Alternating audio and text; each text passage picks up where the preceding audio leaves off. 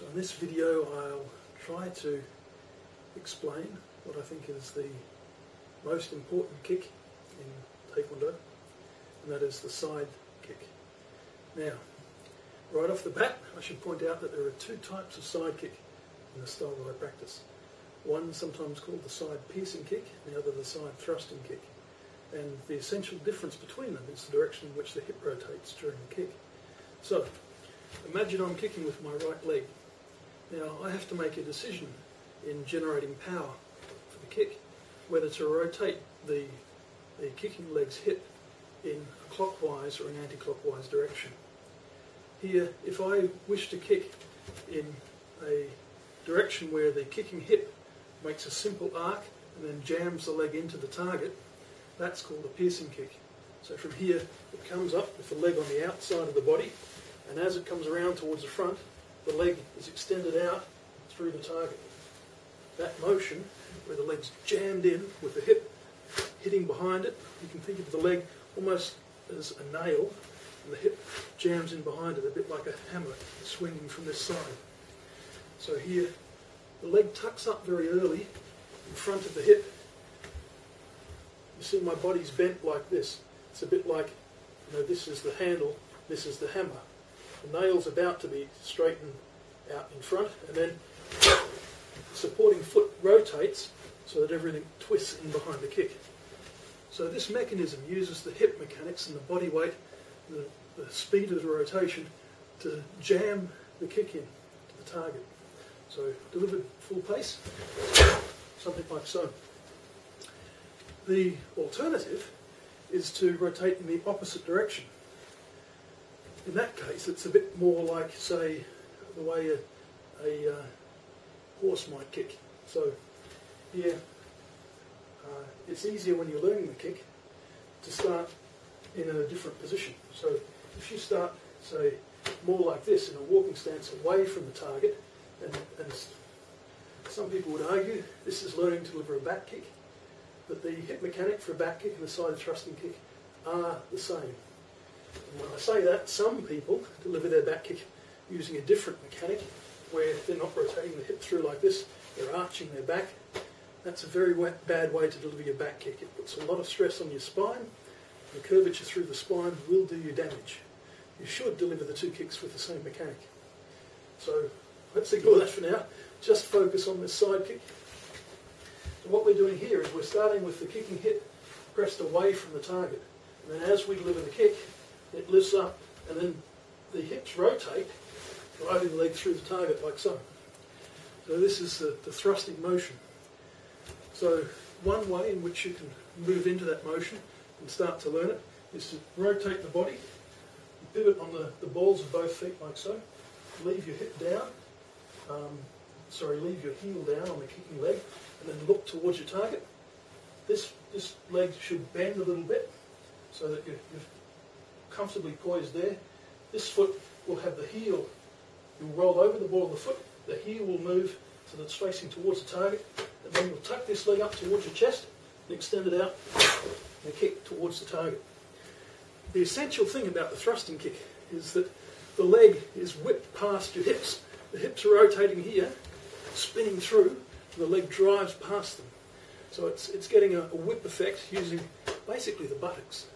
These muscles here, the glutes, some of the biggest, strongest muscles in the body, and you're using them to drive the leg as your hips are already turning.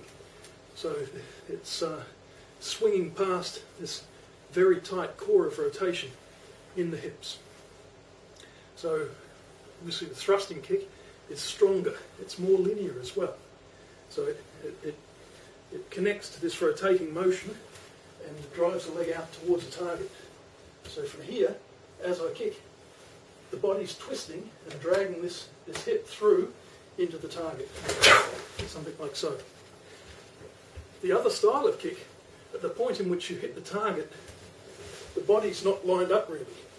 So the reaction force from the target back down through this hip doesn't find the rest of my body lined up immediately behind the hips. My body's necessarily bent. And because of that, you use up the amount of strength that you have in the speed in which you're rotating, the strength of the leg itself, which is not so much compared to having a whole body behind the technique. And once you've used up that energy, then the kick has to stop. And there's no ongoing support from the supporting foot. In fact, the supporting foot, it will tend to rotate without coming quite online with the target. But its motion throughout the entire kick is just rotation. It's not able to flex and push you towards the target because it's facing off towards the side throughout the entire process that you're making contact. It ends up coming up to almost being in line with the target, but it's too late. You've made your contact, you've built your strength, and the foot's been facing in the wrong direction to actually accelerate you any harder through the target. That's in contrast with the side thrusting kick, where the supporting foot is facing towards the target throughout most of the kick. One of the very first things you do for a side thrusting kick is rotate the supporting foot to face towards the target. Then as you accelerate the kick, then that supporting leg is also thrusting to generate more strength. As it initially thrusts, you loosen the hips and let the kicking hip come back towards the supporting foot.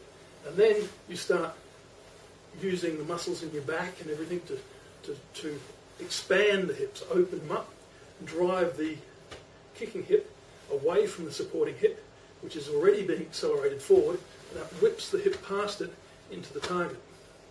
So again, the whole motion, one excellent way to practice is to step forward. And by stepping forward, it helps lift the kicking leg up as you're about to thrust. So that will get you a rocking motion, which will develop that back and forward motion of the hip. You want it to rotate away so that the back of your hip is facing towards the target, and then rock forward in a slingshot sort of an action, a whipping action into the target. The whole thing through here, something like so.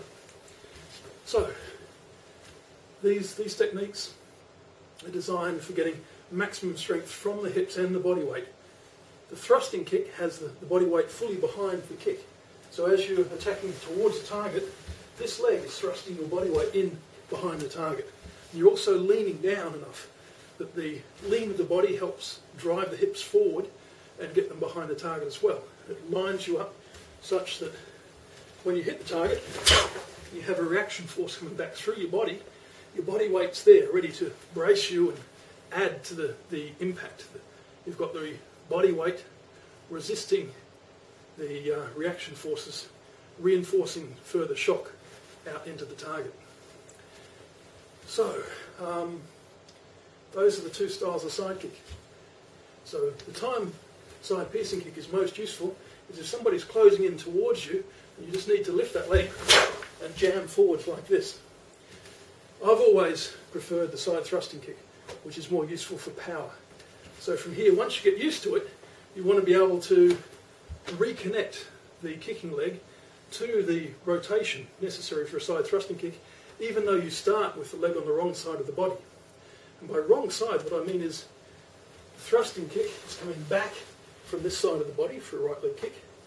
So if you start with it here, then it's difficult for you to connect to that direction of rotation, which is a clockwise direction of rotation, as you look down from the top, unless you're starting with a clockwise direction of rotation through a back kick to begin with. So if you start with an anti-clockwise direction of movement in order to bring this leg forward, and then you try and get the opposite direction of movement going, then you need to have very good timing to switch between the two without, say, compromising the power much behind the clockwise thrust. So that timing just comes with practice. So what you're looking at here is bringing the leg across the body early, up to here, turning the body over, and then letting yourself fall in a little bit. It's almost like this action of kicking is a bit like squatting down on top of your leg. And what you want to do as you start that falling process is then let the leg fire past you.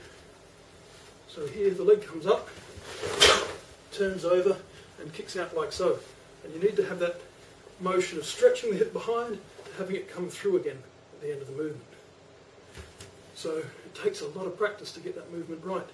But yeah, it comes across the body first, then turns over and falls in, almost like you're going to sit down on the chair in front of you. If you're doing it off the front leg, the same thing applies, you have to lift the leg across the body. Instead of up here, as you would for a side piercing kick, you lift it up here for a side thrusting kick. The foot comes just to the outside of your supporting leg as you face towards the target. Then from here, you tuck it in towards your chest, drop this leg, push forward with the supporting leg to generate that forward potential for the kick. So, yeah, that's an introduction to side kicks.